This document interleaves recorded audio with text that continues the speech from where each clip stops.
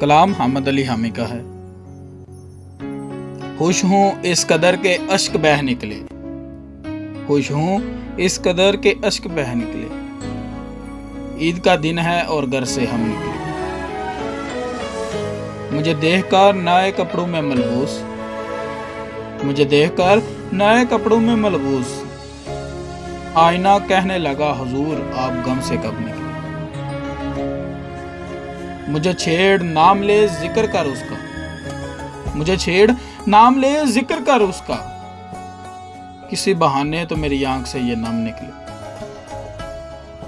और मैं रो पड़ा खुद को तसल्ली देते हुए, और मैं रो पड़ा खुद को तसल्ली देते हुए, मगर ये अश्क भी आज बड़े कम निकले। उधर वो गैरों से ईद मिल रहा होगा, उधर वो गैरों से ईद मिल रहा होगा, इधर मैं ऐसे तड़पा के जैसे दम निकले। ईद है और भीगी हुई आंखों से मुस्कुराया हमें, ईद है और भीगी हुई आंखों से मुस्कुराया हमें। हम बेकार लोगों में भी सब्र के फान निकले।